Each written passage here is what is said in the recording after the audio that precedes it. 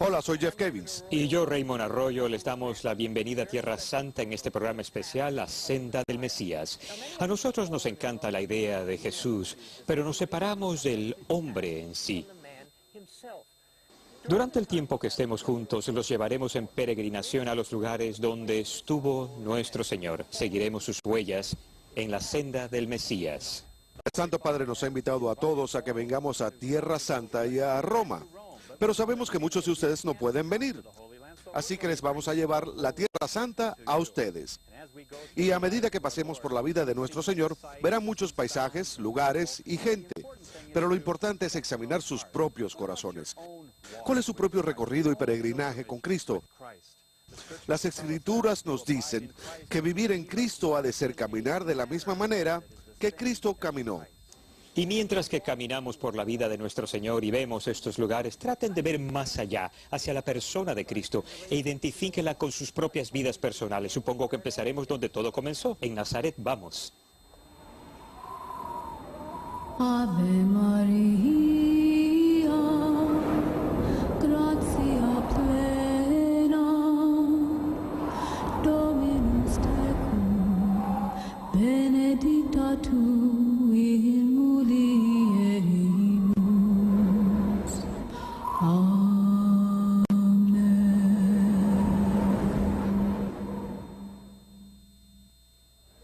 Y por supuesto, Jeff, aquí es donde esta senda empieza, en la Basílica de la Anunciación.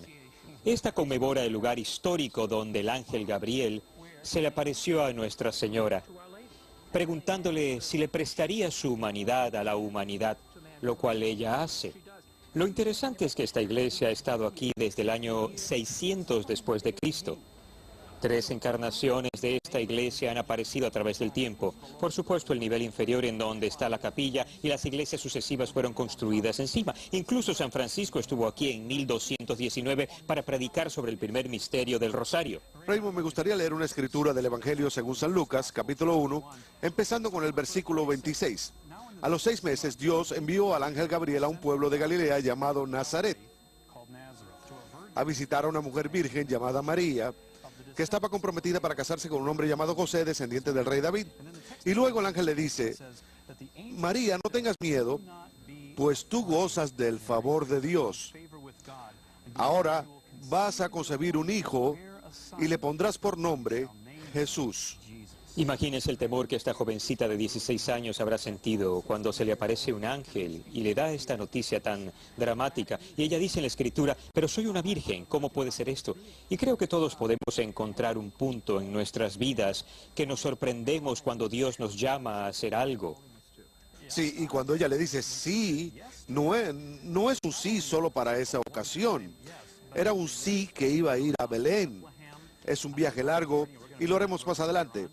También fue un sí a la cruz. Y no puedo dejar de pensar en el sí de ustedes, que están viendo este especial, cuando le dicen sí a Jesús. Esta vez sí al matrimonio o sí a tener hijos, pero también quiere decir muchos más síes por los años futuros. Lo hermoso de este lugar, de todos los lugares en el mundo, Raymond, es de que este es el lugar en donde la divinidad intersecta la humanidad. La otra cosa sorprendente es que se ha probado arqueológicamente que aquí estaba la casa de la Virgen María.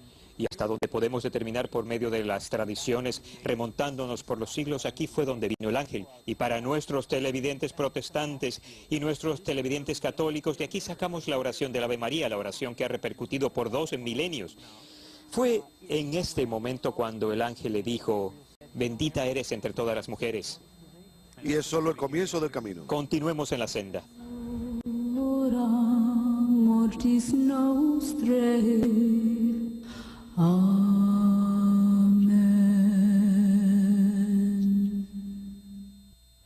Y por supuesto, después de la Anunciación, estamos aquí en este camino que es realmente testimonio de la fidelidad de San José. Le dijeron que tenía que dejar Nazaret, que era su hogar, e ir a Belén por el censo. ¿Por qué fue a Belén? Fue a Belén porque es la ciudad de David. Es la ciudad de donde vendría el Mesías. Y el cumplimiento de la profecía. Sí. Que de esa raíz nacería. Cierto, saben, esta carretera tiene mucha historia. Esta es la carretera principal de norte a sur. Aquí durante todo el Antiguo Testamento hubieron batallas. Se le llama el Valle de Armagedón, el Valle de Estralón. Se perdieron muchas vidas aquí. Pienso que quizás San José y la Virgen estuvieron pensando en toda la historia y que trayendo al Mesías para que naciera en Belén, él iba a cambiar el mundo.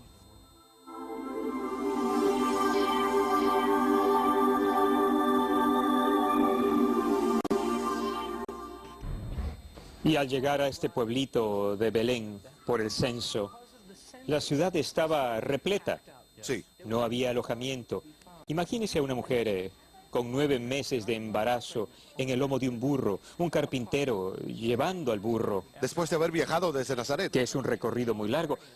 Como les hemos mostrado, y en el camino iban tocando las puertas de estas calles, tratando de encontrar alojamiento. Pero no hay espacio en ninguna posada. Cuán a menudo el Señor no ha hallado espacio en nuestros corazones. Es cierto. La otra cosa sorprendente al venir aquí es el nombre de Belén, que quiere decir casa de pan. Qué interesante que el pan de la vida saldría de esta ciudad en particular. Sí, Belén tiene una historia muy rica, remontándonos al libro de Génesis, en el lugar donde Raquel, la madre de Benjamín, murió. Y después de esto, continuamos en la narración de la historia de la salvación con un hombre llamado Boaz. Y la historia de Ruth tiene lugar comenzando por Belén.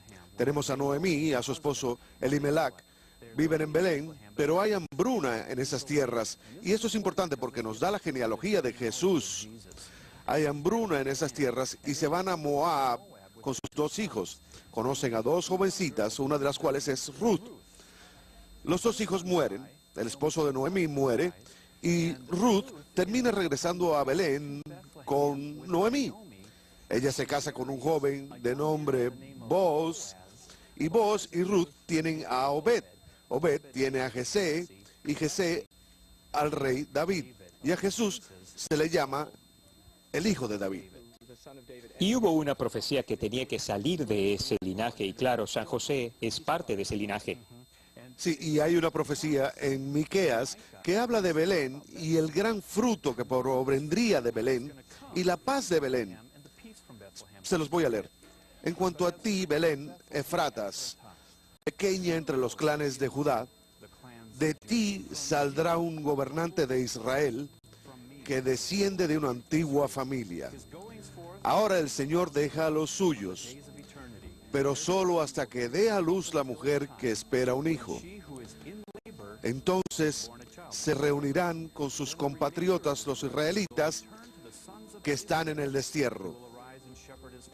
El rey se levantará para pastorear a su pueblo con el poder y la majestad del Señor su Dios, y ellos podrán vivir en paz, porque el Señor será engrandecido hasta el último rincón de la tierra. Así que la gente de Israel se preguntaba, ¿quién vendrá de Belén? Y por supuesto, en el Evangelio según San Lucas dice, y sucedió que mientras estaban en Belén le llegó a María el tiempo de dar a luz. Y en estas mismas calles que nuestro Señor pasó por primera vez, cuando estaba en el vientre de su madre, finalmente hallando alojamiento, en una cueva con una casa construida delante de esta. Es ahí, en un lugar hecho para animales, en un establo, que el Rey de Reyes nacería.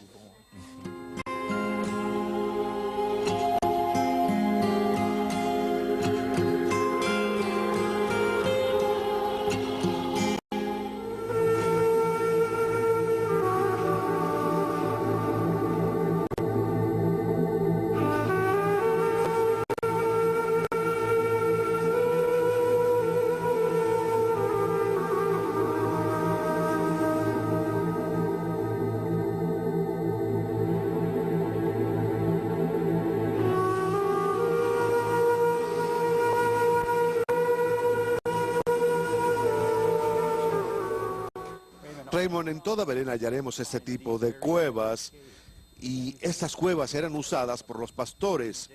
Durante el día hallaban descanso y sombra del sol, y durante la noche a menudo dormían rodeados de sus ovejas. Es sorprendente pensar que este fue el escenario de uno de los momentos más bellos de las Escrituras, justo antes del del nacimiento de nuestro Señor. Las escrituras nos dicen que en la misma región se estaban quedando unos pastores en el campo cuidando su rebaño de noche. Y un ángel del Señor de pronto se les apareció y la gloria del Señor brilló sobre ellos y se asustaron terriblemente.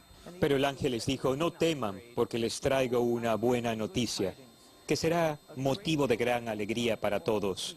Hoy les ha nacido en el pueblo de David un Salvador, que es el Mesías, el Señor. Como señal encontrarán ustedes al niño envuelto en pañales y acostado en un establo. En aquel momento aparecieron junto a el ángel muchos otros ángeles del cielo que alababan a Dios y decían, gloria a Dios en las alturas, paz en la tierra a los hombres de buena voluntad. Cuando los ángeles se volvieron al cielo, los pastores comenzaron a decirse unos a otros, vamos pues a Belén a ver esto que ha sucedido y que el Señor nos ha anunciado. Fueron deprisa y en ese momento dejaron el lugar y fueron a otra cueva.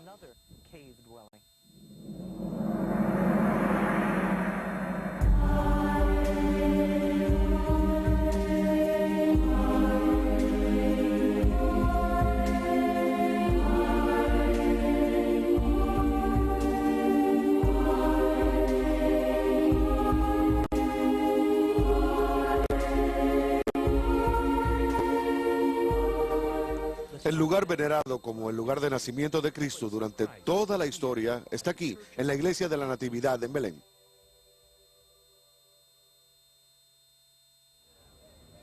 Mira esto. Parece como si... De hecho, Esta es la puerta original que los cruzados pusieron para bloquear a los invasores, para que no entraran a la iglesia. pero tiene un nuevo significado para nosotros, ya que para entrar al lugar donde nació nuestro Señor, tenemos que agacharnos, tenemos que inclinarnos. Así que no importa cuán alto sea uno, uno tiene que agacharse para entrar en la presencia del Señor. El más joven primero. Gracias, me encanta eso.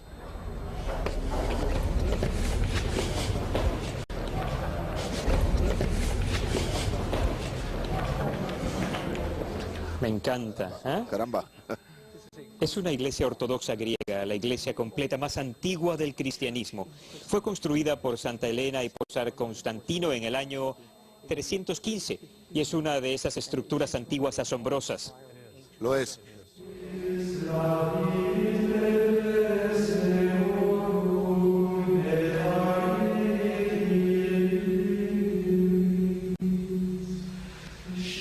Cuánta historia aquí. Y Justino el mártir nos cuenta alrededor del año 155 que hay una cueva afuera. Que vamos a ver en un momento.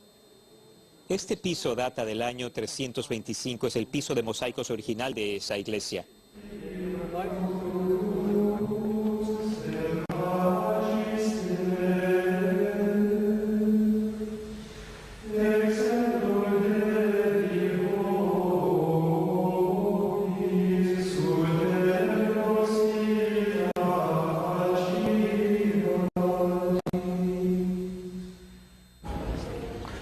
Y esta es la gruta que conduce al lugar del nacimiento de nuestro Señor.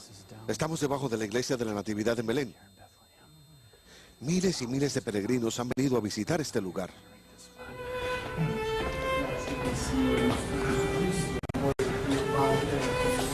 Y este es el lugar. Esta estrella marca el lugar donde nació nuestro Señor. Aquí fue donde la Virgen dio a luz al Salvador. Raymond, las escrituras nos dicen, la Virgen ha de estar encinta y ha de dar a luz un hijo y lo han de llamar Emmanuel, que quiere decir, Dios está con nosotros. En este lugar, de todos los lugares sobre la tierra, aquí es donde el Dios del universo se hizo uno de nosotros. Este mismo punto nos dice que Dios nos ha acomodado, nos ha complacido, ha bajado nuestro nivel. No se quedó en las nubes, sino que se hizo uno de nosotros. Y por este lugar, Dios sabe por lo que pasamos. Dios conoce los cuidados, las dificultades, las ansiedades. Dios sabe lo que es caminar sobre esta tierra. Y ahora tenemos un intercesor que puede acudir a nuestra ayuda, quien dice, Yo he pasado por eso. Y en este pobre lugar, en este establo, fue puesto en un pesebre usado para darle de comer a los animales. La divinidad nació y la divinidad crecería en este feo lugar. Los reyes vendrían a rendirle tributo. Y de aquí, como una gran ola, se esparcería y conquistaría el mundo. Esta simple virgen, rechazada por el mundo, dio a luz a su hijo en un establo. Y ahora vamos a seguir la senda del Mesías. Sí.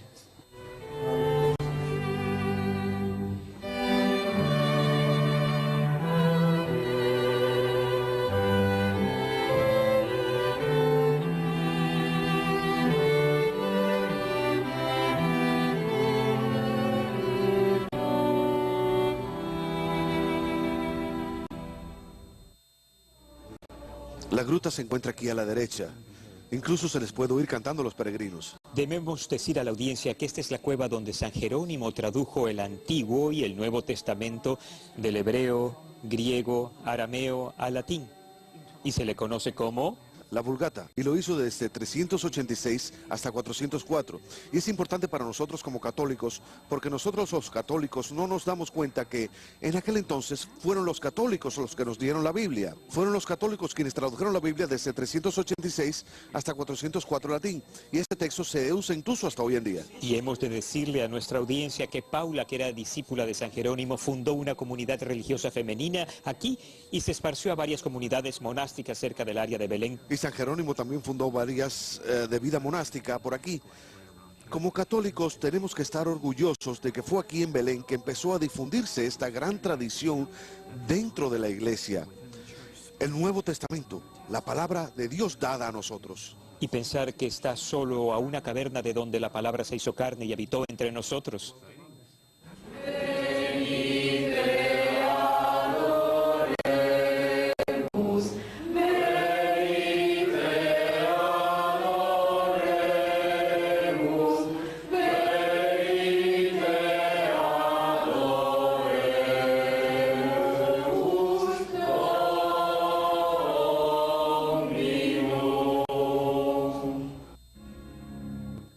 Siguiendo el nacimiento de Cristo en Belén, la familia regresaría a Nazaret, siguiendo el mismo camino que tomaron. San José tendría una visión y el ángel le diría: toma a tu hijo y a tu mujer y ve a Egipto para huir de la persecución de Herodes, quien iba a mandar a matar a muchos inocentes en Belén, tratando de eliminar al Mesías. Por supuesto que falló. Este es el camino que la familia santa tomó, es terreno muy duro. Imagínense. Y es el camino que tomaron de vuelta al pueblo de la infancia de Cristo, Nazaret.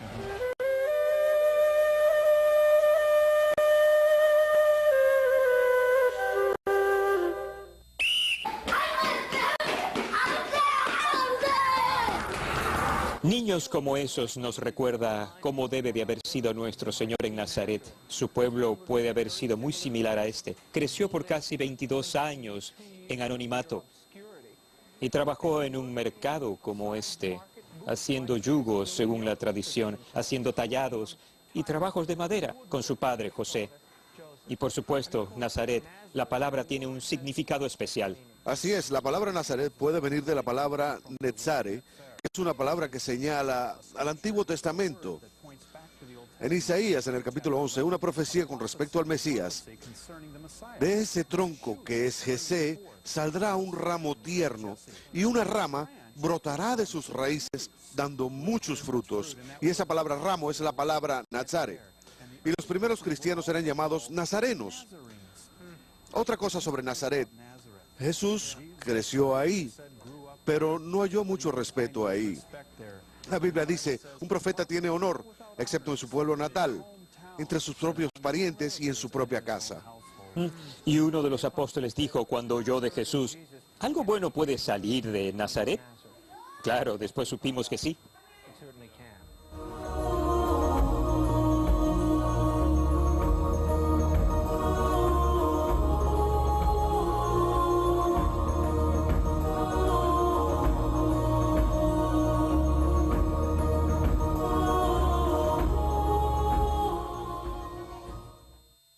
Mira, Jeff, Quiero que te imagines, y todos ustedes en casa, a una mujer y a un niño que vienen aquí 2 veces al día a buscar agua de este mismo pozo.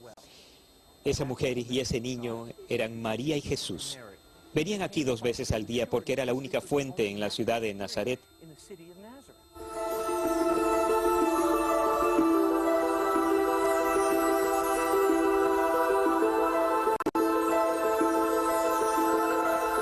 Es sorprendente el lugar donde sabemos que estuvieron María y el niño Jesús. Vámonos.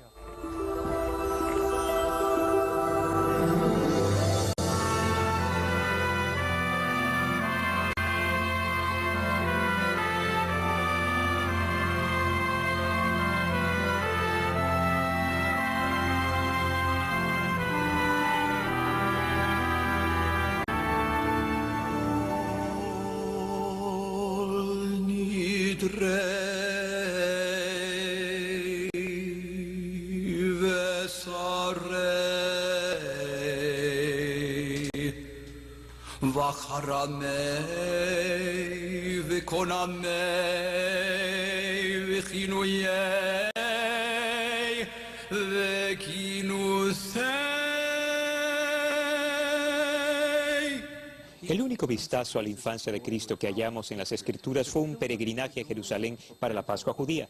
Cuando Jesús tenía 12 años, su familia lo llevó al templo. Hoy lo único que queda del templo es su base, también conocida como la pared occidental.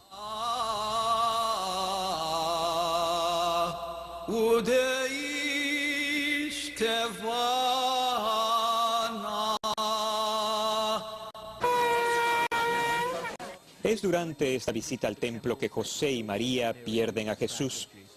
Cuando regresan al templo lo hallan parado en medio de los doctores de la ley y de líderes religiosos discutiendo la ley de Dios. Las Escrituras dicen que cuando María lo reprendió, Jesús respondió: ¿no sabes que estaba haciendo el trabajo de mi Padre? En este momento cambiamos al bautismo de Cristo y el comienzo de su ministerio público.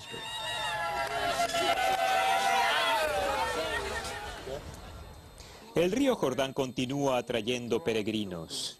Naturalmente ellos quieren un poco del agua santa. Esto representa el bautismo de Cristo. Por supuesto, su primo Juan el Bautista lo bautizó aquí. Y fue un momento sorprendente en las Escrituras y en la vida de Cristo. El río Jordán siempre ha jugado un papel importante, incluso en el Antiguo Testamento. Joshua cruzó el río Jordán para tomar la tierra prometida. Y Jesús inicia su ministerio justo aquí, a la derecha del Jordán. La Escritura nos dice en Mateo capítulo 3 que Jesús llegó de Galilea al Jordán y viene donde Juan para ser bautizado por él. Pero Juan trató de persuadirlo diciendo: yo necesito ser bautizado por ti, ¿y tú vienes a mí? Pero Jesús les respondió diciendo: déjalo así por ahora, pues es conveniente que cumplamos todo lo que Dios ha ordenado. Y luego permitió que Juan lo bautizara. Después de ser bautizado, Jesús salió del agua. De pronto se abrió el cielo y Jesús vio que el Espíritu de Dios bajaba sobre él como una paloma. Y se oyó una voz del cielo que decía: este es mi Hijo muy amado, a quien he elegido, en quien me complazco. Es increíble porque tenemos el anuncio previo de Juan el Bautista, quien iba por el desierto, iba por el mundo diciendo: preparen el camino del Señor. Y aquí tenemos a Dios Padre, Hijo y el Espíritu Santo, la Trinidad. Y Dios que anuncia: este es mi Hijo, este es el que han estado esperando. Un par de cosas que pienso mientras estoy parado a orillas del río Jordán. Figúrense que estamos aquí en las orillas. Una es que es más pequeño de lo que me imaginé. Me crié en el Mississippi y me imaginaba que el río Jordán era un río enorme. Pero como pueden ver, es como 30 metros de ancho por 3 metros de profundidad. Me recuerda a mi bautizo. Me recuerda que estoy dedicado a Dios y tengo que salir del agua y también convertirme en un hijo de Dios y ser obediente. Tomar una nueva vida, dejar al hombre antiguo en el agua. Es cierto. Dejamos en el agua.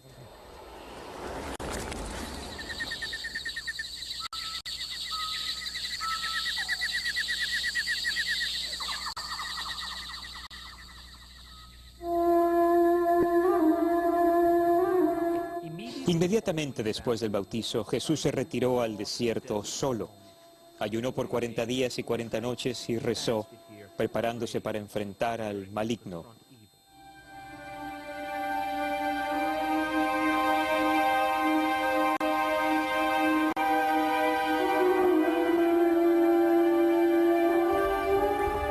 Estamos en el desierto de Judea, en donde nuestro Señor pasó la primera de 3 tentaciones.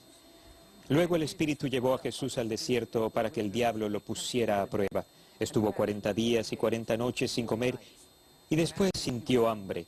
El diablo se acercó entonces a Jesús para tentarlo y le dijo: si de veras eres hijo de Dios, ordena que estas piedras se conviertan en panes. Pero Jesús le contestó: la Escritura dice, no solo de pan vivirá el hombre, sino también de toda palabra que salga de los labios de Dios.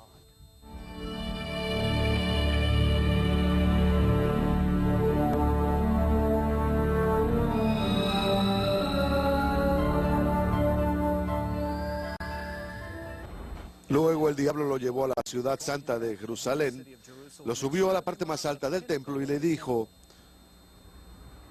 si de veras eres hijo de Dios, tírate abajo, porque la Escritura dice, Dios mandará que sus ángeles te cuiden, te levantarán con sus manos para que no tropieces con piedra alguna.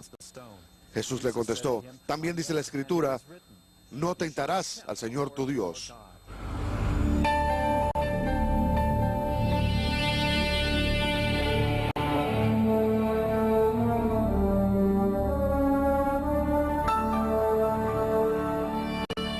Finalmente el diablo lo llevó a una colina muy alta y mostrándole todos los países del mundo y su grandeza le dijo: yo te daré todo esto si te arrodillas y me adoras. Jesús le contestó: vete, Satanás, porque la Escritura dice, adorarás al Señor tu Dios y solamente a Él. Entonces el diablo se apartó de Jesús y unos ángeles acudieron a servirle.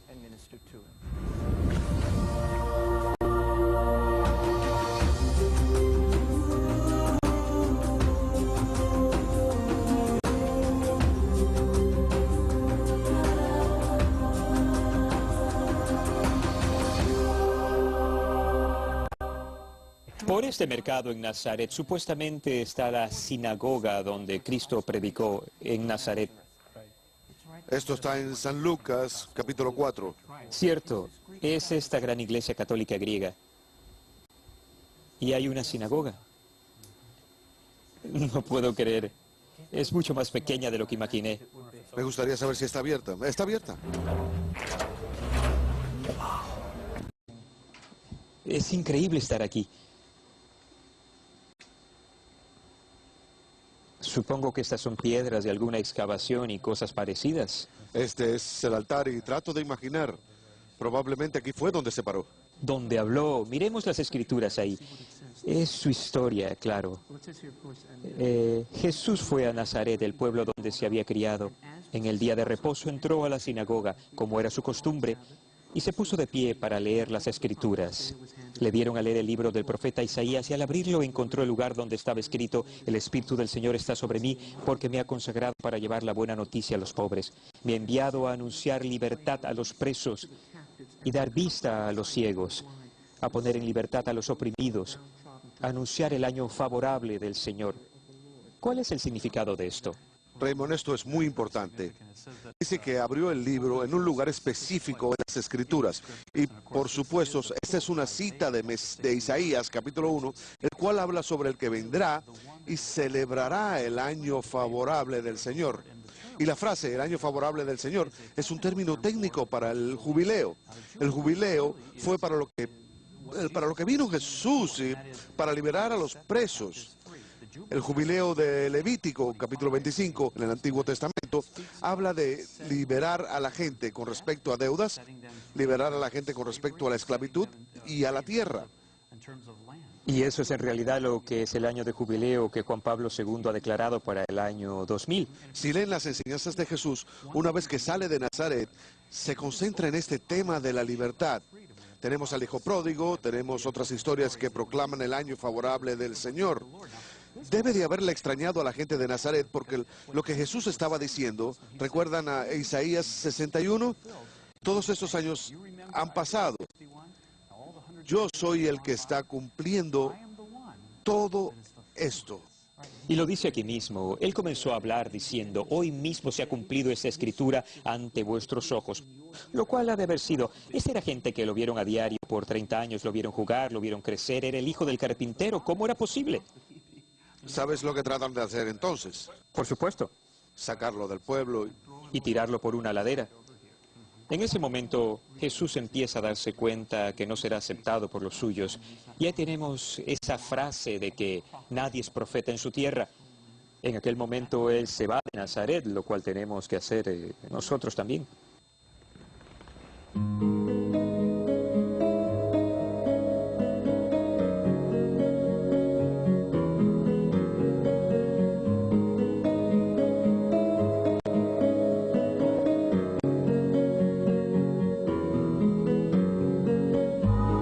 De ahí el Señor se fue al este, al mar de Galilea, donde empezaría su ministerio y llamaría a sus apóstoles. 45 veces en las Escrituras se mencionan la pesca y el mar. Fueron parte muy importante del ministerio de Jesús. Después de todos sus apóstoles, sus primeros apóstoles, Pedro y su hermano Simón Andrés, fueron hallados aquí en el mar de Galilea. Eligió a estos pescadores. Y se los pueden imaginar lanzando sus redes y golpeando el agua, sacando peces con sus redes. Hay un momento en las Escrituras que recuerdo especialmente en una noche como esta. Dice en San Marcos 4, en esto se desató una tormenta, con un viento tan fuerte que las olas caían sobre la barca. Pero Jesús se había dormido en la parte de atrás, apoyado sobre una almohada. Lo despertaron y le dijeron, Maestro, ¿no te importa que nos estemos hundiendo? Jesús se levantó y dio una orden al viento y dijo al mar, calla, quieto. Y él se calmó y todo quedó completamente tranquilo. Después dijo Jesús a los discípulos, ¿por qué tienen tanto miedo? Todavía no tienen fe, pero ellos estaban llenos de miedo y se preguntaban unos a otros, ¿quién es este que hasta el viento y el mar le obedecen? Este momento debe haber sido especial para todos estos hombres que habían vivido sus vidas en el mar de Galilea. Y cuando vemos estas aguas en una noche borrascosa como esta, uno no puede evitar sentirse como ellos.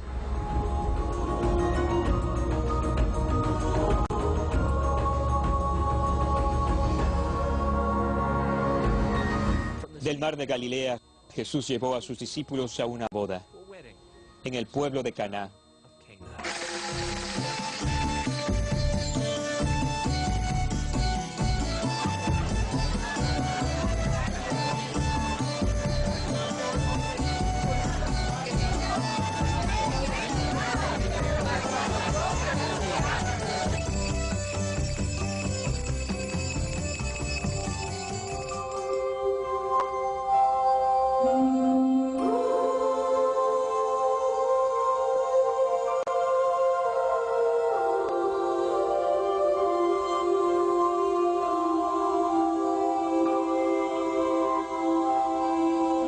Me pregunto por qué el Señor decidió tener aquel primer milagro en la boda. Creo que eligió a la boda de Caná porque su relación con la iglesia es una relación marital. Es una relación entre el prometido y la prometida. Dice, he llegado a conocer a la prometida y de hecho, la gran fiesta de matrimonio que va a ocurrir está centrada en la entrega de su cuerpo y su sangre a la prometida. Mire, esta bella iglesia ha sido renovada completamente para el año del jubileo. Vamos adentro. ¿Seguro?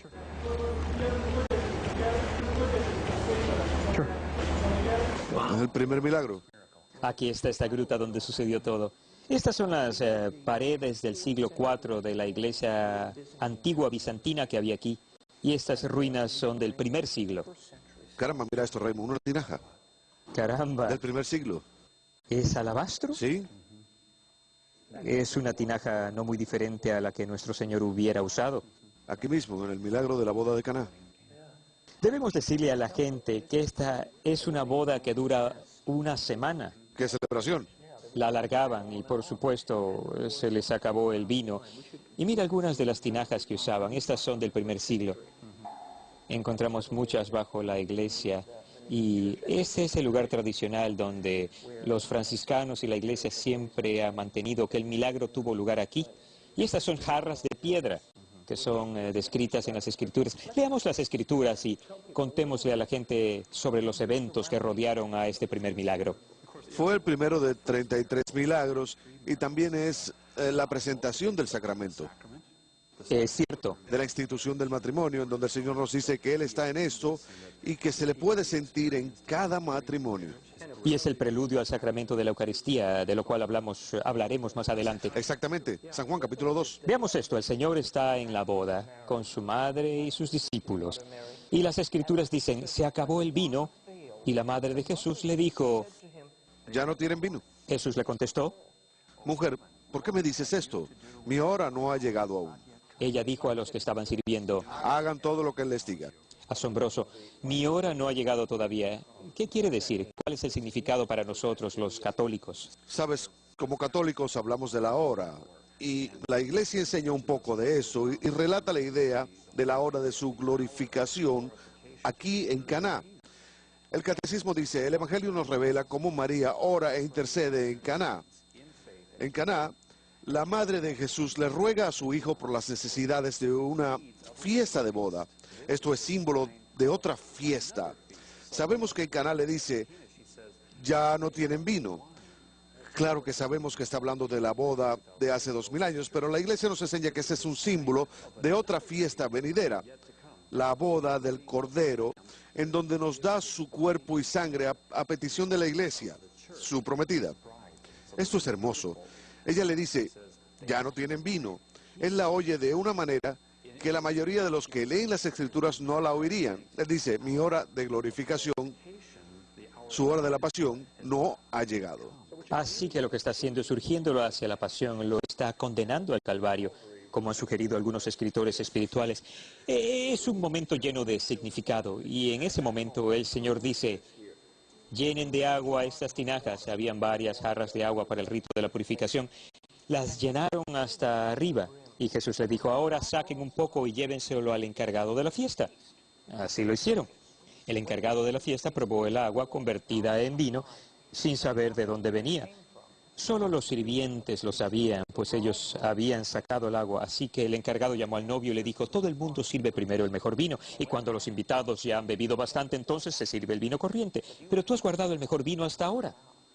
Es una reafirmación de lo que estabas diciendo, que este vino nuevo se refiere no solo al vino en la tinaja, sino también es una referencia a la Eucaristía, a la sangre que sería derramada por toda la humanidad. Lo que me dice Raymond es que a menudo uno oye decir a la gente, tengo cierta necesidad o cierto deseo, pero no quiero molestar a Dios con eso en este momento. Y lo que la Virgen nos enseña es que hay una gran variedad de necesidades y deseos y sufrimientos y ninguno es demasiado pequeño. De hecho, este tema del vino se lo lleva al Señor y Él habla de un evento futuro que va a bendecir al mundo entero. Y realiza este gran milagro. Hay un poeta que escribe, el agua tímida ve a Dios y se ruboriza. Siempre me ha encantado esa línea, es fantástico. Veamos el resto de esto. ¿Seguro? Vamos, todo esto ha sido renovado recientemente Es hermoso. por los franciscanos. Oh, es hermoso. Esta presa para vino. Sí, data del siglo I, de la época de Cristo. Es sorprendente. Es del primer siglo. Uno se pregunta si esta no sería la que usaron. No es tan profunda como hubiera pensado. No es un recipiente tan grande, aunque sí parece un poco profunda. Como saben, nuestro Señor vino a Caná.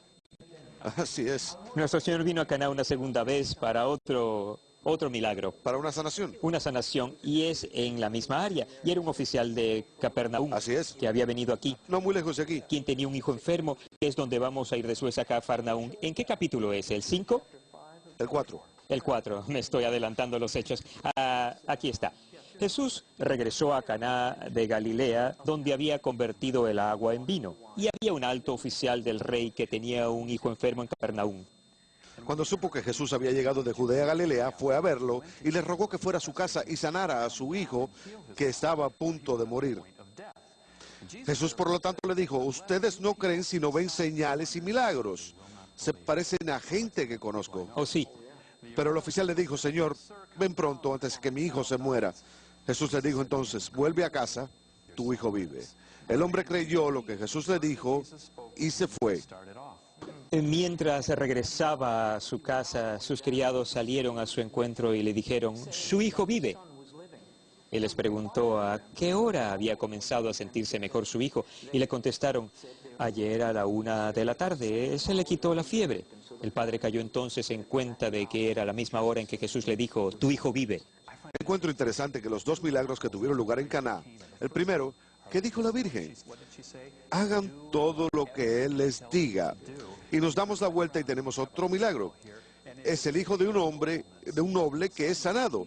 Es un hombre de Cafarnaúm y simplemente cree en la palabra de Jesús. En otras palabras, lleva a cabo lo que Jesús dice.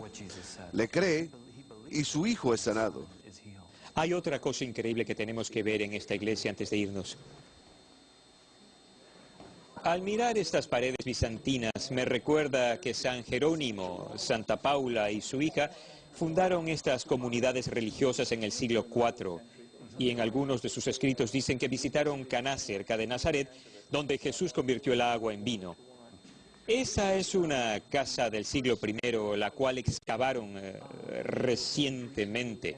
El suministro de agua aquí abajo. Exacto, y se ven las jarras, Los pilares. los pilares y varias otras cosas. Tenemos la purificación conocida como la mikvah.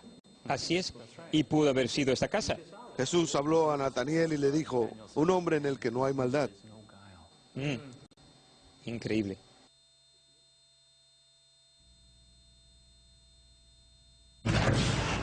Vayamos por aquí. Este es el santuario principal. Ha sido renovado recientemente. Miren eso, La iglesia principal recientemente renovada. el tabernáculo visto prominentemente. Es hermoso, hermoso. Y hubo una época en que habían 6 jarras. Sí, las han sacado. Las sacaron de encima del altar, pienso yo, para la renovación. Supongo que hemos de proseguir a Cafarnaúm. Así es. Vamos. Mar de Galilea, allá vamos.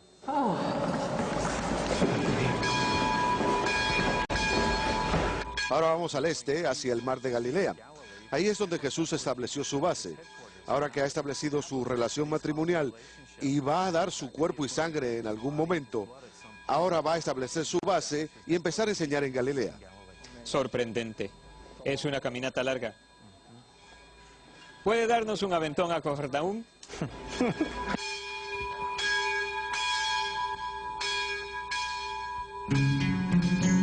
Pero antes de llegar a Cafarnaúm, Jesús se detuvo en la cima de una montaña y compartió con la gente una de sus enseñanzas más importantes. Ahora estamos en la iglesia de las bienaventuranzas. Es hermosa. Sí, muy hermosa. Ahora está a cargo de los benedictinos. Proveían hospitalidad a los peregrinos y visitantes al lugar santo. Esto fue establecido en 1900. 37 construyeron la iglesia. Un arquitecto italiano diseñó muchas de las iglesias aquí. Mira qué bella es. Es uno de los lugares más bellos y meditativos en Tierra Santa. Un bello jardín. Vamos a echar un vistazo a la iglesia. Tiene un diseño interesante que tiene que ver con las bienaventuranzas.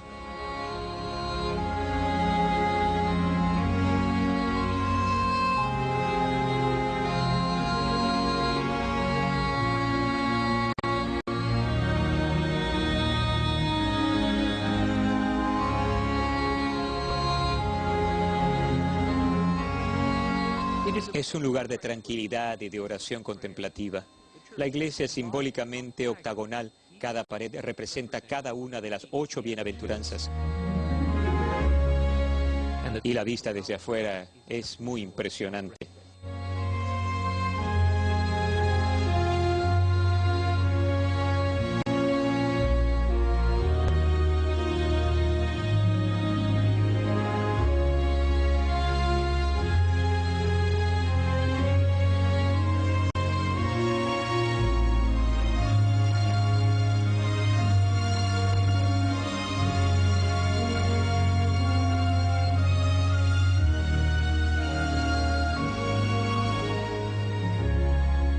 Así que este es el lugar que me mencionaste. Sí, aquí mismo. Todas estas rocas al lado de la colina. ¿Nos sentamos aquí? Imagínense, aquí es donde se sentaba la gente que oía a Cristo. Echemos una mirada a las bienaventuranzas aquí, desde donde él predicaba, justo desde este lugar. Bienaventurados los pobres de espíritu, pues de ellos es el reino de los cielos. Bienaventurados los que sufren, pues ellos serán consolados. Bienaventurados los humildes de corazón, pues ellos heredarán la tierra. Bienaventurados aquellos que sufren hambre y sed de justicia, pues ellos serán saciados. Bienaventurados los misericordiosos, porque ellos recibirán misericordia. Bienaventurados los puros de corazón, porque ellos verán a Dios. Bienaventurados los que buscan la paz, pues ellos serán llamados hijos de Dios. Bienaventurados los que son perseguidos, pues de ellos es el reino de los cielos. Bienaventurados sean cuando los hombres los persigan y digan todo tipo de falsedades en su contra por mi causa. Regocíjense, pues su recompensa en el cielo es grande, pues igualmente persiguieron a los profetas que vinieron antes de ustedes. Ustedes son la sal de la tierra, pero si la sal pierde su sabor, ¿cómo se puede restaurar su salinidad? Ya no sirve para nada, excepto para tirarla a la calle, para caminar sobre ella. Ustedes son la luz del mundo. No se puede esconder una ciudad sobre una colina. Sentado aquí en el monte de las bienaventuranzas sobre el mar de Galilea, me imagino que el Señor miró por sobre su hombro a Cefat en la colina. La ciudad sobre la colina de Galilea no se puede esconder. Y así les dijo a sus discípulos que no han de esconder su luz. La gente siempre la ha de ver. Es sorprendente oír esto. Es una especie de bomba neutrónica de moralidad arrojada sobre el mundo y suena tan bien, las palabras son tan bellas, que muchas veces lo damos por hecho. Pero este monte de las bienaventuranzas está muy relacionado con aquel monte del Calvario, porque es la única forma de cumplir con la agenda que Dios ha redactado para la humanidad. Al ir por esa senda, uno ha de sufrir y estar dispuesto a ser crucificado como lo fue nuestro Salvador. Están relacionados íntimamente. Es algo hermoso. Y antes estabas diciendo algo de esta ladera. Es cierto, estamos sentados sobre el monte de las bienaventuranzas y es un anfiteatro natural. Ahí abajo, donde ahora están los platanales, habían trigales. Y uno se puede parar en la base de la montaña y oír todo. De hecho, he oído de grupos de 1.200, de 1.500 que han llenado esta montaña. Se pueden oír los niños jugando abajo en el valle. Y me imagino que el Señor eligió un lugar así para hablarle a las multitudes. Y a veces me he preguntado, ¿cómo le hablaba el Señor a las multitudes? Pero aquí se puede oír todo. Sin micrófono. Veamos esta otra parte de las Escrituras, y esta es una de mis partes favoritas de este sermón, cuando dice: saben que se les dijo a los hombres en la antigüedad, no matarás, y si matas, has de estar sujeto a juicio. Pero yo les digo que cualquiera que se enoje con su hermano está sujeto a juicio. Quien insulte a su hermano está sujeto a juicio. Y quien diga, eres un tonto, está sujeto al fuego del infierno. Es sorprendente, y lo dice una y otra vez. Se les ha dicho que no han de cometer adulterio, pero yo les digo que cualquiera que mire a una mujer con lujuria ya ha cometido adulterio en el corazón. Esto, han oído las cosas del mundo y lo que se dice de las filosofías mundanas, pero yo les digo, y los corrige. En realidad, está corrigiendo al mundo entero y por supuesto hay un gran precio que pagar. No solo está corrigiendo al mundo, sino que está aclarando una enseñanza con la que todos sus oyentes estaban familiarizados. Y por años les dijo, han oído esto, pero yo les digo, está haciendo una aclaración. Está diciendo que incluye el Torá, los 613 mandamientos del Antiguo Testamento. Y verdaderamente lo pone directamente en contra de los del Sanedrín y los fariseos. Les está aclarando la ley judía. ¿Cuán radical era? ¿Nos puedes explicar un poco? Bueno, creo que el hecho de que era de Galilea, ¿sabes? No salían rabinos de Galilea, no era un gran lugar de aprendizaje. Nazaret era una pequeña villa en la colina de Galilea. Y aquí viene y no tiene genealogía porque no había estudiado bajo ninguno de los grandes rabinos. Así que se preguntan, ¿quién es este? Y sin embargo hablaba con autoridad, como nadie que hubieran oído antes, y tenía un estilo de enseñanza que reunía todo lo mejor que los rabinos tenían para ofrecer, incluso su técnica de enseñanza. Lo oímos decir, el Hijo del Hombre ha venido a buscar y salvar aquello que perdió. Y para nosotros que escuchamos, decimos, es un bonito decir, pero la gente y los rabinos de Jerusalén que lo escuchaban estaban asombrados, estaban sorprendidos por la autoridad con la que enseñaba. Por ejemplo, ahí, el Hijo del Hombre ha venido a buscar y salvar lo que ha perdido. Está tomando a un profeta. El profeta está hablando de que Dios mismo va a venir a salvar a su gente, Israel. Y entonces, por supuesto, la frase el Hijo del Hombre, sacada de Daniel 7, al Hijo del Hombre se le dará un reino que nunca acabará. Y lo oímos usando el método rabínico llamado Hekesh, de pegar dos escrituras, de unirlas en frente de su audiencia y causar una reacción atómica. Sacar un significado nuevo. Es cierto, y lo está encarnando. Y este rabino de Galilea va a Jerusalén sin una genealogía aparente en lo que se refiere a su entrenamiento, sus enseñanzas, su autoridad. Y la gente dice, antes nunca hemos oído nada parecido. Y otra cosa importante pasa cerca de aquí, el Padre Nuestro. Cuando el Señor le enseña a sus discípulos a rezar. ¿No es interesante que los haya traído aquí Cierto. para enseñarles a rezar mirando al agua, mirando la montaña? Y esta idea, supongo que también hemos de mencionar esto a nuestros televidentes. Cada vez que el Señor reza en las Escrituras, parece ir a las colinas, levantando su alma hacia el Padre. Lo cual, como mencionamos en Nazaret, la tradición nos dice que incluso de niños se iba a los techos de las casas de Nazaret para elevarse física y espiritualmente hacia el Padre. Y Él les enseña ahí, y deberías de leernos esto. Solo quiero mencionar antes de leer que cada vez que Jesús tenía que tomar una decisión importante, antes de elegir a sus discípulos, antes de ir a Jerusalén, se iba a rezar por un tiempo, usualmente aquí en las montañas. Sabían que lo podían hallar aquí. No sean como ellos, pues su Padre sabe lo que necesitan antes de que se lo pidan. Recen así: Padre nuestro, que estás en el cielo, santificado sea tu nombre. Venga a nosotros tu reino, hágase tu voluntad, así en la tierra como en el cielo. El pan nuestro de cada día, dánoslo hoy, y perdona nuestras ofensas, así como nosotros perdonamos a los que nos ofenden. No nos dejes caer en la tentación, y líbranos del mal. Sorprendente. Aquí mismo, aquí es donde les enseñó. Aquí, en el Monte de las Bienaventuranzas. Qué hermoso.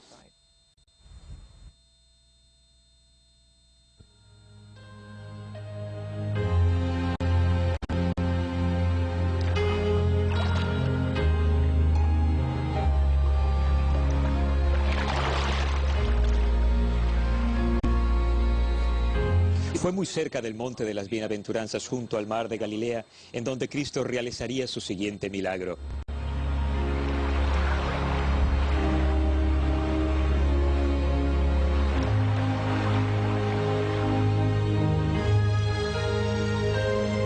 Hoy se le conoce como la Iglesia de la Multiplicación, a la cual se entra por un patio tranquilo.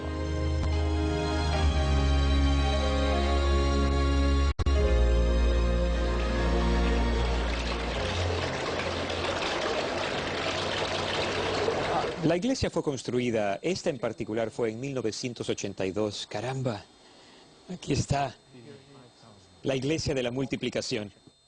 Aquí, por supuesto, es donde el Señor tomó 5 panes y 2 pescados y le dio de comer a 5,000, más mujeres y niños. Es sorprendente. Esta piedra en particular es la piedra en donde nuestro Señor posó los pescados para multiplicarlos.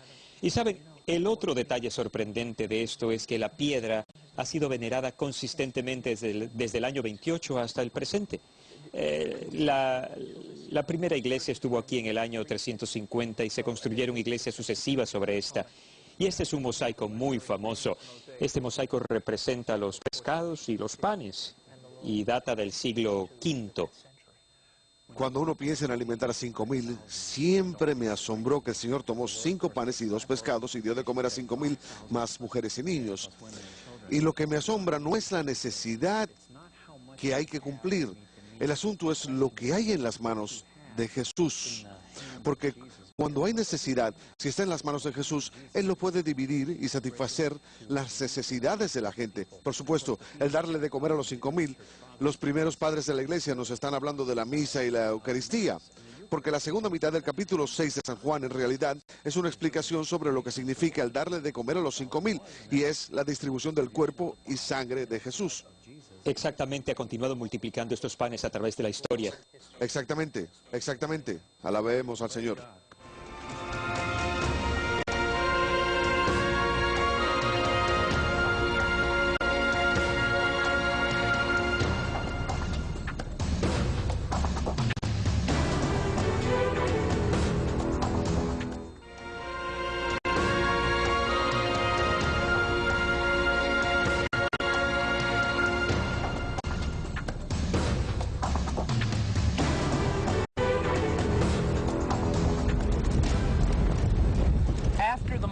Después de la multiplicación de los panes, el Señor manda a sus apóstoles aquí, al mar de Galilea. Y fue una noche no muy diferente a esta. Las aguas estaban agitadas, el viento levantó. El Evangelio dice, y a la 4:00 de la noche vino hacia ellos. Esto es después de que las Escrituras dicen golpeados por las olas, pues el viento estaba contra ellos. Se pueden imaginar a los pescadores que vivían sus vidas temerosos de las tormentas. Así que tuvo que haber sido muy intenso y dice, pero cuando los discípulos lo vieron caminando sobre el mar, tuvieron mucho miedo y dijeron, Es un fantasma. y gritando de miedo. Pero él les habló inmediatamente diciéndoles, Cálmese, soy yo, no teman. y Pedro le contestó, Señor, si eres tú, ordéname que camine hacia ti sobre el agua. y le contestó. Ven. Así que Pedro se bajó del bote y caminó sobre el agua hacia Jesús, pero se empezó a hundir. Y le gritó, Señor, sálvame. ahora, ¿qué sucede aquí? Bien, saben, los discípulos eran en medio de la noche, entre las 3 y las 6 de la mañana, así que se pueden imaginar. Hoy no hace mucho viento y sin embargo se puede sentir. Y el Señor se acercó caminando sobre el agua. Los discípulos vieron al Señor y por supuesto se asustaron. Y Jesús les dijo, esperen, soy yo, soy yo. Y Pedro le dijo algo que es realmente importante, en particular para todos nosotros en la senda de fe con Cristo. Pedro dijo, Señor, si eres tú, ordéname que camine en el agua. En otras palabras, Señor, si eres tú, quiero hacer lo que tú estás haciendo. Quiero hacer las mismas obras que tú. Así que se pueden imaginar estar aquí en el mar de Galilea. Es muy real para nosotros en este momento tener que salir del bote y caminar sobre el agua, mientras que los otros discípulos observan. Y me imagino a Pedro sacando una pierna del bote y los discípulos pensando, oh no, nos quedamos sin Pedro. Nos quedamos sin Pedro. Pedro, piénsalo bien. Pero Pedro fue y empezó a caminar sobre el agua. Pero entonces las olas y el viento aumentaron. ¿Y qué hizo Pedro? Dice, Señor, sálvame. Se empezó a hundir. Se empezó a hundir y se dirigió al Señor. Siempre he pensado que aquel momento es un indicativo de algo que nos sucede a todos cuando alejamos los ojos de Cristo. Nos distraemos por las tormentas y la presión de los apóstoles del bote y nos empezamos a hundir y perdemos enfoque y perdemos lo que Cristo tiene para nosotros. Raymond, ¿cuántos de nosotros nos preguntamos a veces, ¿me está hablando el Señor? ¿Qué quiere que haga? ¿Saben? La única manera que vamos a enterarnos es si nos salimos del bote. Si nos salimos del bote, hay que saltar al agua por el Señor. Bien, sal del bote. Tú primero.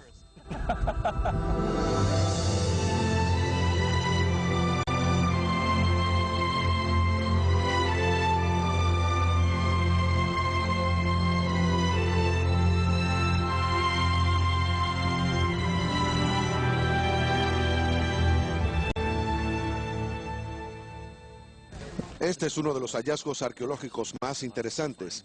Esta es la antigua sinagoga en Cafarnaúm, que era su base de operaciones. Y esta sinagoga está construida sobre las ruinas de la antigua sinagoga en los tiempos de Jesús. La pueden ver aquí, pueden ver lo negro, donde estaba la base original. Y eso es todo lo que queda ahora. La tradición nos dice que fue la sinagoga construida por el centurión. Muy interesante. Entremos.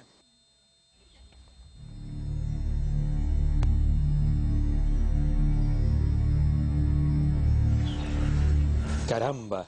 Esta es una sinagoga tradicional del primer siglo. Ven, la gente se hubiera sentado en los bordes a escuchar la lectura de la palabra. La palabra de Dios, el Torah. Y Cristo predicó aquí.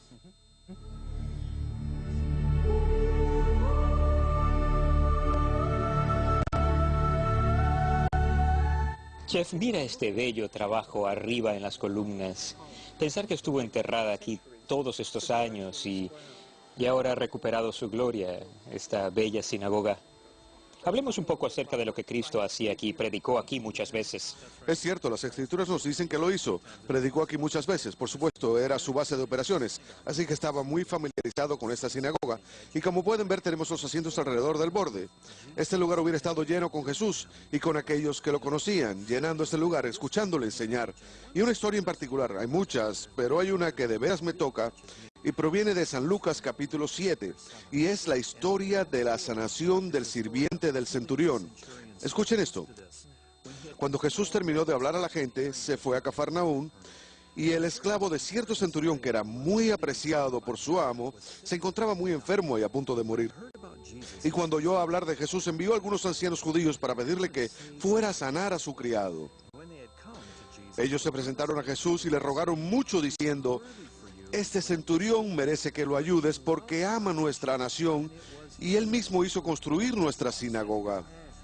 Jesús fue con ellos, pero cuando ya estaban cerca de la casa, el centurión mandó a unos amigos a decirle: Señor, yo no merezco que entres en mi casa, por eso ni siquiera me atreví a ir a buscarte, pero una palabra tuya bastará para sanar a mi criado. Esto lo decimos todos los fines de semana en la misa o a diario, los que vamos a la misa diaria. Es cierto, y esto tuvo lugar aquí mismo en Cafarnaún, en esta sinagoga, una palabra tuya. Así que cada vez que oigan eso en la misa, de ahora en adelante, piensen en Cafarnaún y en Jesús enseñando en esta sinagoga. Ahora, hay otra historia que tiene lugar. La humildad de aquel centurión de ofrecer eso y decir: Señor, una palabra tuya bastará. Y aquel centurión, solo para completar esto para nuestros televidentes, esta es la sinagoga que la tradición nos dice que el centurión construyó y está en las Escrituras. Hay otra enseñanza que ocurrió aquí, que es muy importante, cuando Jesús declara ser el pan de vida. Es cierto, a solo unos 3 kilómetros al oeste tenemos la comida de los 5,000. Y después de esto Jesús viene aquí a Cafarnaún, a la sinagoga, y empieza a enseñar acerca del pan de vida. En otras palabras dice: amigos, esto es lo que quiere decir. Yo soy el pan de vida. Y eso es lo interesante. En San Juan capítulo 6, después de hablar del pan de vida, dice: al oír estas enseñanzas, muchos de los que seguían a Jesús dijeron: eso dice, es muy difícil de aceptar. ¿Quién puede hacerle caso? Y claro, muchos terminaron alejándose. Se dispersaron. Es cierto, y fue aquí mismo que nos dio esa enseñanza, y fue aquí mismo que dijo, básicamente, así es como es. Finalmente, quiero señalar que tiene que ver con esta sinagoga y que nos ayuda a entender la proximidad de este lugar al lugar al que estamos a punto de ir. Aquí, e inmediatamente dejó la sinagoga y se fue a la casa de Simón y Andrés, con Santiago y con Juan.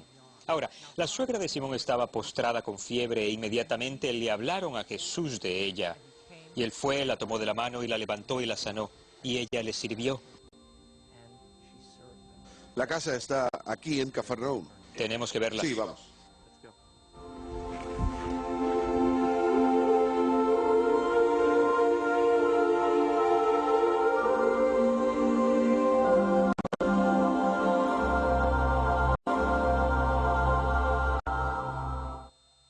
Bajando de la sinagoga, esto hubiera sido una senda que el Señor hubiera tomado hacia la casa de Pedro, ¿saben? La iglesia primitiva estaba en la sinagoga, pero también se reunían en las casas para oír, enseñar a Jesús y por los milagros que efectuaba. Y esta, por supuesto, la casa de San Pedro. Sí, esta era una de las casas más importantes porque era una verdadera área de reunión para Cristo, para enseñarle a la gente. Me imagino que hubieron miles de personas que vinieron a esta casa en un momento u otro. De hecho, una de las historias habla de eso. Vamos a hablar al respecto en un momento. Qué lugar tan asombroso, está muy cerca de la sinagoga. No está como a 60 metros al sur de la sinagoga, por la orilla. La orilla del mar de Galilea está del otro lado de esta casa. Así que es la morada perfecta para un pescador. Oh, sí, definitivamente.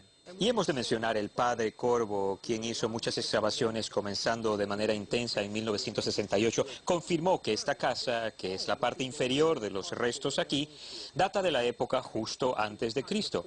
Probablemente antes de su nacimiento hallaron varios vestigios ¿Es cierto? que prueban arqueológicamente que este sitio es verídico. Hallaron más de 134 piezas de grafiti que señalan a Cristo y dos Dos citas sobre San Pedro. a Pedro, y eso es lo interesante sobre esta casa, que se conocía como una ínsula, lo cual es la reunión de una gran familia. Así que no estamos hablando de una casa pequeña, es una casa de buen tamaño. ¿Cuántos? ¿Cuánta gente? Hasta 200 personas podían haber estado en esa casa de un momento a otro para oír el mensaje. También hallaron algunos anzuelos aquí, anzuelos de piedra, que prueba de manera conclusa que aquí vivieron pescadores de aquella era. Diría que este lugar, Raymond, probablemente fue uno de los lugares más emocionantes en la vida de Cristo. No solo lo es Cafarnaún, que era su base de operaciones, como hemos mencionado, sino también la casa de Pedro. Aquí tuvo lugar todo tipo de actividades. De hecho, hay una historia en la Biblia. Acabamos de oír sobre la sanación de la suegra de Pedro. Hay otra y dice aquí, y cuando retornó a Cafarnaún después de algunos días, se decía que estaba en casa. Y este era su hogar cuando estaba en Cafarnaún. De hecho, hay un cuarto atrás que llaman el aposento venerable. A través de los siglos hallaron yeso en la pared y varios mosaicos en el piso que prueban que este es el cuarto donde estuvo Cristo. Y dice, y muchos se reunieron de tal forma que no había espacio para más, ni siquiera por la puerta. Y les estaba predicando la palabra. Y 4 hombres entraron llevando a un paralítico. Y como no lo podían hacer pasar por causa de la multitud, hicieron un hueco en el techo y desde ahí lo bajaron en su camilla.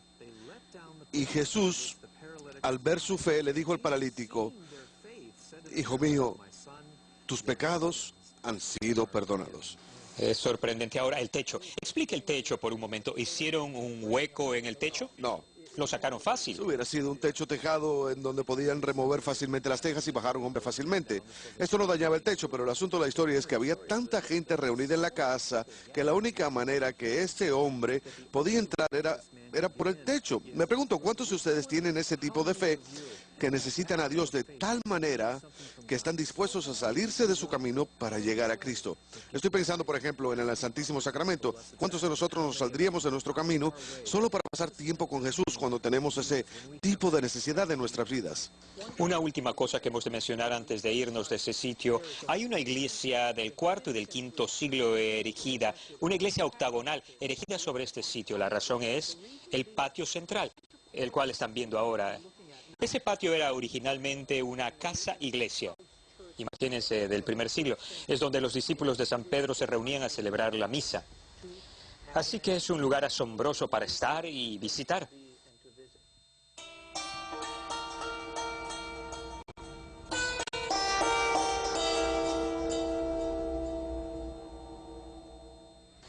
Y esta senda, esta calle que lleva a la entrada de la casa, es donde el Señor hubiera caminado, y se cree que este es el umbral, la entrada de la casa. Como pueden ver, no está cubierto de ninguna forma. Las orillas de la iglesia del cuarto y quinto siglo no interfieren con el umbral de ninguna forma. Se cree que es la santa reliquia en donde se posaron los pies de Cristo. Por supuesto, el pueblo entero fue tocado por él de alguna forma, así que todo brilla con su santa presencia.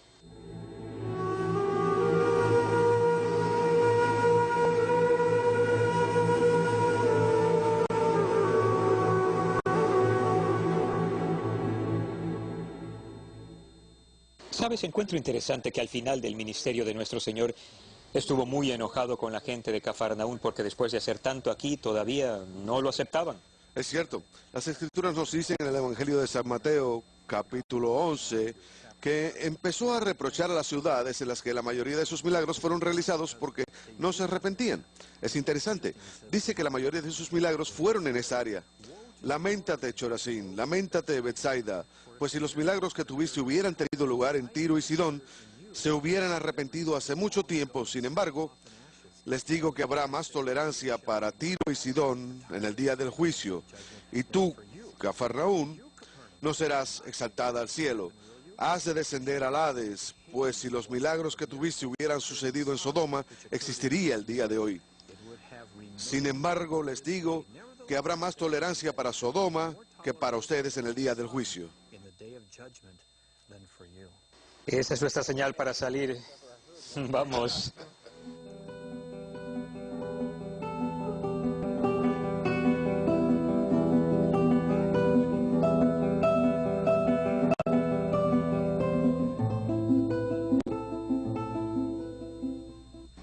El Señor sabía que en el futuro Él no estaría con sus discípulos de la misma manera que estuvo con ellos por 3 años. Y lo que le hacía falta hacer era establecer un liderazgo para la iglesia. No por unos cuantos años, 100 años o incluso 500 años, sino tal vez por un par de miles de años y más. Y los trajo aquí a Cesarea de Filipo para establecerla. Y les preguntó, ¿quién dice la gente que es el Hijo del Hombre? Y le contestaron, algunos dicen que Juan el Bautista, algunos que Elías y otros que Jeremías o uno de los profetas. Y luego les dijo, ¿pero ustedes quién dicen que soy? Y Simón Pedro le contestó la pregunta, eres Cristo, Hijo del Dios vivo. Ese es el primer momento en donde Pedro se adelanta y es el primer apóstol en tomar el papel de liderazgo. Lo que me impresiona, Raymond, cuando leo las Escrituras es que Jesús hace una pregunta simple. ¿Quién dice la gente que soy? Y no se trata de 2 meses después, o 5, o 25 años más tarde. Se trataba de aquel mismo instante. Y era una pregunta simple. ¿Quién dice la gente que soy? Y hay por lo menos 4 respuestas flotando por ahí. Juan el Bautista, Elías, Jeremías, uno de los profetas. Pero las 4 estaban equivocadas. Y entonces se vuelve a los discípulos y les dice, bien, ¿y ustedes quién dicen que soy? Y se quedan callados, se quedan petrificados. Trata 3 tipos de autoridad. Trata la democrática, trata todo tipo de respuestas, luego trata la parlamentaria, le pregunta solo a los discípulos, ¿han estado conmigo todo este tiempo ustedes? ¿Quién dicen que soy? Silencio total. Y entonces Pedro se acerca. Entonces Pedro lo mira y le dice, eres Cristo, el Hijo del Dios vivo. Y Jesús se vuelve hacia él y le dice, bienaventurado eres, Simón Barjona, pues la carne no te lo ha revelado, sino mi Padre que está en el cielo. Y digo que eres Pedro, y sobre esta piedra construiré mi iglesia, y te daré las llaves de mi reino. Lo que ates en la tierra permanecerá atado en el cielo, y lo que desates en la tierra permanecerá desatado en el cielo. Y no subirá a ese lugar de liderazgo hasta que ese liderazgo haya sido puesto a prueba.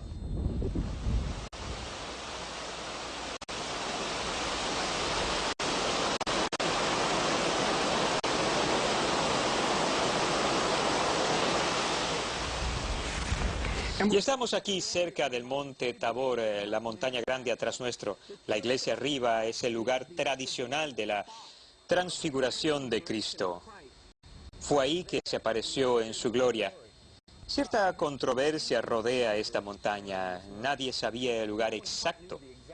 Mucha gente pensaba que era el monte Hermón, pero se decidió, o mejor dicho, se confirmó en el 348 por Cirilo de Jerusalén que este era el lugar, y San Jerónimo estuvo de acuerdo, así que los franciscanos construyeron iglesias sucesivas aquí, y esta es la más grande de Tierra Santa. Dinos qué es la transfiguración y por qué es tan importante. Bueno, Raymond, el monte Tabor, por supuesto, toda esa área es rica en el Antiguo Testamento. Muchas historias tuvieron lugar por aquí. Pero en el Nuevo Testamento, la historia principal proviene del Evangelio de San Mateo, capítulo 17, que dice, y 6 días más tarde, Jesús tomó con él a Pedro y Santiago y a su hermano Juan, y los llevó a una montaña alta, solos. Es increíble a quienes eligió Pedro, el primer apóstol, Santiago, el primer mártir, y Juan, quien escribía el Apocalipsis. Sigue. Y por supuesto, cuando habla de Juan, dice que era un pariente, un primo. No estamos seguros, pero el versículo 2 dice, allí delante de ellos cambió la apariencia de Jesús. Su cara brillaba como el sol y su ropa se volvió blanca como la luz. En esto vieron a Moisés y a Elías conversando con Jesús. Ahora, ¿cuál es el significado de tener a Moisés a un lado y a Elías al otro? ¿Esto confirma su conexión con el Antiguo Testamento? Es cierto. La iglesia nos enseña que Moisés representa a la ley y Elías a los profetas.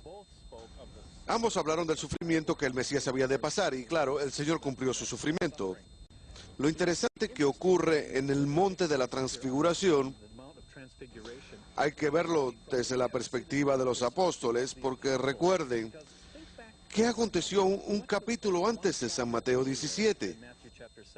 Cuando Pedro confesó, eres el Hijo de Dios. Correcto, y así fue justo antes de esto que Pedro dijo, eres Cristo, Hijo de Dios vivo, en respuesta a la pregunta, ¿quién dicen que soy?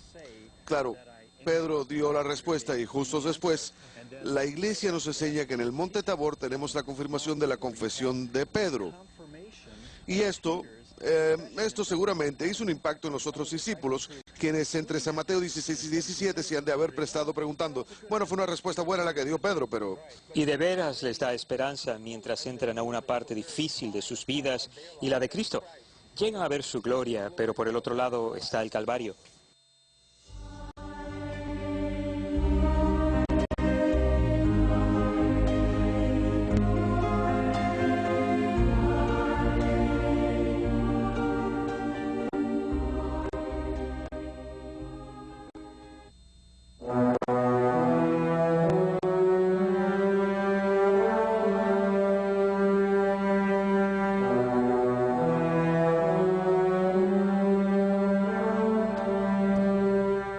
En el Evangelio de San Lucas, Cristo dice, es inaudito para un profeta morir en cualquier parte que no sea Jerusalén. En ese momento Cristo inicia rumbo hacia la ciudad santa, la ciudad que dice que mata a los profetas y apedrea a sus mensajeros.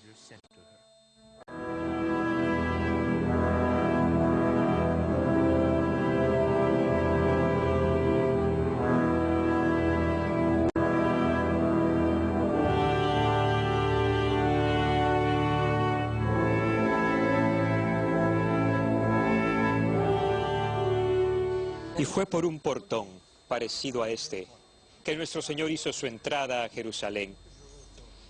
Y las Escrituras nos dicen, cuando ya había llegado cerca de Betfagé, junto al Monte de los Olivos, envió a 2 de sus discípulos, diciéndoles, vayan a la aldea que está enfrente, y al llegar encontrarán un burro atado junto a un potro. Desátenlo y tráiganlo. Y si alguien les pregunta por qué lo desatan, díganle, el Señor lo necesita, e inmediatamente se los dará. Esto ocurrió para que se cumpliera lo que anunciaron los profetas. Dile a la hija de Sión, mira, tu rey viene hacia ti montado humildemente en un asno y un potro, el potro de un asno. lo que sucede aquí, Raymond, es muy importante porque esta es la entrada triunfal a Jerusalén y coincide con la entrada del rebaño sacrificador de Pascua. Este era un rebaño que era criado cerca de Jerusalén con el propósito de venderlo a los que peregrinaban a Jerusalén para la Pascua, pues no podían traer un cordero desde tan lejos. Así que al mismo tiempo, este es el Domingo de Ramos, al mismo tiempo que el rebaño sacrificador viene a Jerusalén, el Cordero Pascual, Cristo, también hace su entrada. Es importante visualizar un portón como este el próximo Domingo de Ramos para poder tener estas imágenes mentales. Y el Evangelio continúa. Y la gente tendía sus garmentos y palmas por el camino conforme Jesús avanzaba, y la multitud que iba delante de él y aquellos que le seguían gritaban de alegría diciendo, Hosana al Hijo de David, bendito es el que viene en nombre del Señor, Hosana en las alturas. Y pronto esos gritos de alabanza se tornarían en gritos de crucifíquenlo, crucifíquenlo. Poco después de su llegada a Jerusalén, Jesús se dirige al templo. Enojado por las prácticas comerciales de las autoridades religiosas durante la Pascua, se mete entre la multitud, derribando las mesas de los cambistas de dinero y soltando los animales sacrificadores. Han hecho de la casa de mi padre una cueva de ladrones, dice de su blasfemia. Desde aquel entonces las autoridades lo marcaron para morir. El Cordero de Dios, el sacrificio final, fue a ofrecerse al templo.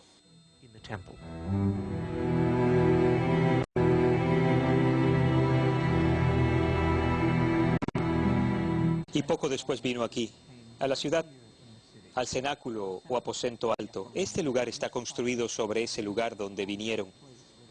Aunque nuestro Señor nunca estuvo en este mismo cuarto, este lugar es auténtico y este fue por supuesto el lugar de la última cena. Y empieza, cuando llegó la hora, Jesús y los apóstoles se sentaron a la mesa y Jesús les dijo, Cuánto he querido celebrar con ustedes esta cena de Pascua antes de sufrir, porque les digo que no volveré a celebrar hasta que se cumpla en el reino de Dios. Entonces tomó en sus manos una copa y habiendo dado gracias a Dios dijo, Tomen esto y repártanlo entre ustedes, porque les digo que no volveré a beber del fruto de la vid hasta que venga el reino de Dios. Después tomó el pan en sus manos y habiendo dado gracias a Dios lo partió y se lo dio a ellos diciendo, Esto es mi cuerpo, el que será entregado por ustedes. Hagan esto en memoria mía. lo mismo hizo con la copa después de la cena diciendo, Esta copa es la sangre de la nueva alianza que será derramada por ustedes. Pero ahora, la mano del que me va a traicionar está aquí, con la mía sobre la mesa. Pues el Hijo del Hombre ha de recorrer el camino que se le ha señalado, pero hay de aquel que le traiciona. Entonces comenzaron a preguntarse unos a otros, ¿quién sería el traidor? Y en este momento siempre me hace pensar que en este sitio estas pocas palabras dichas, esa intersección entre Dios y estos elementos naturales harían eco por 2000 años, a través de los siglos, en la misa. Durante el ministerio de Jesús se llama a sí mismo el buen pastor, y el buen pastor da su vida por las ovejas, lo cual él hace, y da de comer a sus ovejas. Y la pregunta es, ¿qué les dará de comer a sus ovejas y quién les dará de comer? Esto es contestado verdaderamente en la última cena. La iglesia nos enseña que en la última cena, la noche que fue traicionado, nuestro Salvador instituyó el sacrificio eucarístico de su cuerpo y sangre, e hizo esto para perpetuar el sacrificio de la cruz. Y así otra cosa importante para recordar es que aquí en el aposento alto, nuestro Señor con los apóstoles, la iglesia nos enseña que la Eucaristía que Cristo instituye en aquel momento sería recuerdo de su sacrificio. Y Jesús incluye a los apóstoles aquí en el aposento alto en su propia ofrenda y les pide que la perpetúen.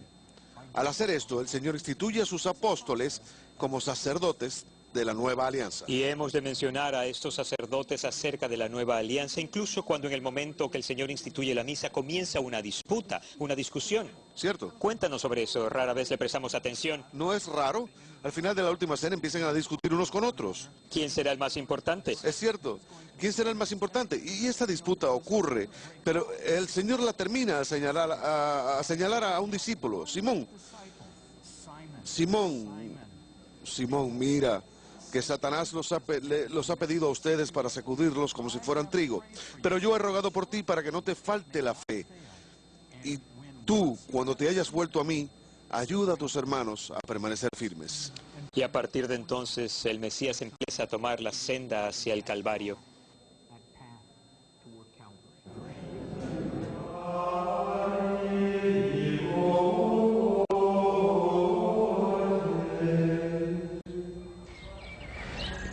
Y después de la experiencia en el cenáculo, donde el Señor celebró la Eucaristía, instituyó el sacerdocio, se fue con Pedro, Santiago y Juan, y bajó estos mismos escalones hacia el huerto de Getsemaní. Sí, este es el único camino que pudo haber tomado para llegar ahí. Me pregunto, ¿qué iba pensando el Señor cuando estaba bajando los escalones? ¿Sabes? Si miras desde donde estamos parados, tenemos al Monte de los Olivos. Tenemos al monte del templo hacia la izquierda. Piensa, mientras bajaba esos escalones hacia el huerto de Getsemaní, en la base del monte de los Olivos, podía ver el templo ahí.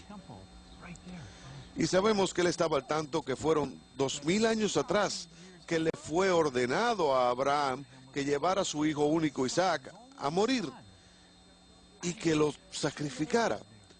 Isaac dijo, Padre, tenemos la madera y tenemos el fuego, pero ¿dónde está el sacrificio? Y Abraham le dijo, Dios proveerá el sacrificio. Jesús sin duda estaba enterado. Él estaba enterado que en los últimos 1000 años tenían lugar sacrificios en el templo. Se sacrificaba el Cordero Pascual. Y aquí lo tenemos caminando voluntariamente a entregar su vida. Y me imagino, habiendo estado en ese templo muchas veces, vio al gran sacerdote ir al lugar santo para ofrecer el sacrificio. Así que, aunque estaba acompañado en esa caminata por Pedro, Santiago y Juan, el Señor tenía un entendimiento profundo de que Él solo iba a tener que ofrecer el sacrificio. Y de una vez se veía la cruz del Calvario en estos escalones. Y piensa en el lado humano de esto, Raymond.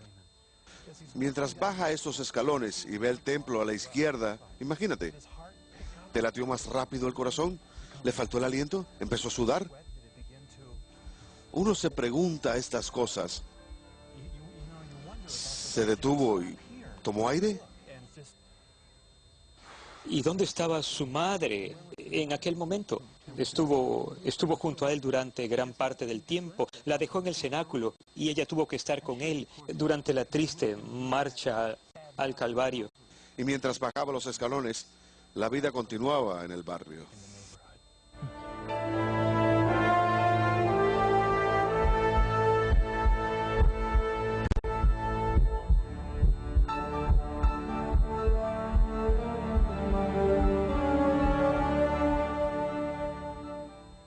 Y aquí concluye este episodio de La Senda del Mesías. Regresen la próxima vez cuando visitaremos los sitios de su pasión, muerte y resurrección. A nombre de todos nosotros en EWTN, soy Jeff Cavins. Y yo soy Raymond Arroyo. Los veremos la próxima vez.